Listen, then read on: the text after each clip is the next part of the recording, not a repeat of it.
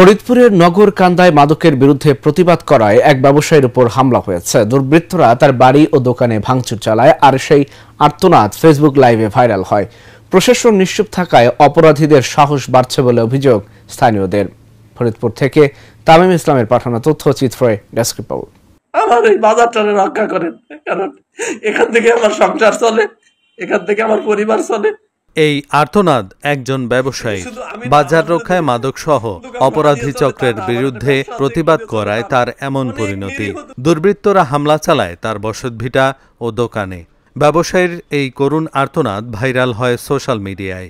10 August দিনের আলোতেই CC ক্যামেরায় ধরা পড়ে একদল দুর্বৃত্ত অস্ত্রসহ বাজারে প্রকাশ্যে মহড়া দিচ্ছে, ভয়ভীতি ও হুমকি দিচ্ছে দোকানদারদের। বিনগদিয়া বাজারে একটি চক্র বিভিন্ন দোকান দখল করে মাদক সেবন করত এবং মাদকের টাকা জোগাড় করার জন্য আশেপাশের দোকানগুলোতে চুরি করত। এতে সাধারণ ব্যবসায়ীরা অতিষ্ঠ হয়ে উঠেছে। আমি মাদকের বিরুদ্ধে কথা বলাতে ঘটি ইউনিয়ন আওয়ামী লীগের সভাপতি 3 নং ওয়ার্ডের 8 নং ওয়ার্ডের সভাপতি কামাল, মুন্নু, তাজো ইয়ারের নেতৃত্বে মামুন এরা এসে আমার বাসা, দোকান এসবে হামলা করে এবং সে বলে যে যদি আমাদের এখানে কোনো বিবৃতি বা বাধাগ্রস্ত করো তাহলে তোমাদেরকে মাদক দিয়ে ফাঁসায় দেওয়া হবে, তোমাদের নামে চাঁদাবাজি মামলা দেওয়া হবে, তোমরা এখানে শান্তিমতো ব্যবসা করতে পারবে। হামলার পর বাজার জুড়ে থমথমে পরিবেশ বিরাজ করছে। ভয় আর আতঙ্কে কেউ মুখ খুলতে সাহস পাচ্ছে না। কিছু একটা যে ঘটেছে তা এসব বক্তব্য থেকেই পরিষ্কার। আমরা এটা বাবা গাজা যেই বেসুক খাক এটা হলো আমরা মুক্ত চাই। আর দ্বিতীয় কথা কিন্তু আর বাজারে এই মাদকের কোনো লোকজন আইসিটা না করুক, এটা আমরা চাই। ব্যবসা করতেছি, বাজারে কোনো নিরাপত্তা নাই। দেখা যায় কয়েকদিন পর পরই চুরি হয় বাজারে। অনেক দোকানে দেখা যায় সিসি ক্যামেরা লাগানো আছে, তারপরও দেখা যায় কি দোকানদাররা সেরকম শান্তিতে ঘুমাইতে পারতেছে না বাড়ি। আজকে দেখা যায় একজনের ঘরে চুরি হইতেছে, কালকে আর এক জায়গায় চুরি হইতেছে। এই বিলে যদি বাজারে এইভাবে চলে তাহলে তো দোকানদাররা ঠিকঠাক মতো ব্যবসা বাণিজ্য করতে পারবে না। দোকান তালা মারি দেয়, সকালে এসে দেখি যে দুষ্কৃতীরা রাত্রে চুরি করে তালা কাটিয়ে মাল সামানা নিয়ে যায় এবং কি তাদের প্রতিবাদ করতে গেলে আমাদেরকে এসে মারধর করে এবং কি আমরা সুস্থ বিচার পাই না। এইগুলা প্রশাসনের মাধ্যমে হয়তো যদি কোনো সঠিক সুষ্ঠু বিচার বা এই চোরের যদি পাই তাহলে এটাই আমি আশাবাদী, তাছাড়া আমার আর কোনো কিছু না। নজরদারি বাড়িয়ে পরিবেশ স্বাভাবিক রাখার আশ্বাস দিলেন পুলিশের এই কর্মকর্তা।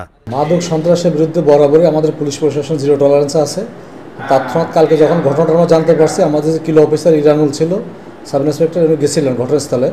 তো প্রাথমিকভাবে আমরা যেটা জানতে পেরেছি যে ওখানে লক্ষণদিয়া সালথা উপজেলার একটা গ্রাম আছে, ওদের কিছু ব্যবসায়ী বিনগদিয়া বাজার ব্যবসা করে। বিনগদিয়াটা আমাদের এলাকায় এই ব্যবসায়িক পারপাজে ওদের সাথে দীর্ঘদিন ধরে গ্যাঞ্জাম চলে আসতেছে।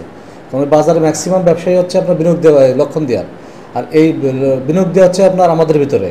এই পারপাজে ওদের সাথে বিভিন্ন বাকি বকরা দেওয়া হয়, আপনার দোকানপাট নিয়ে বিভিন্ন পারপাজে মারামারি কাটাকাটি হয়ে থাকে।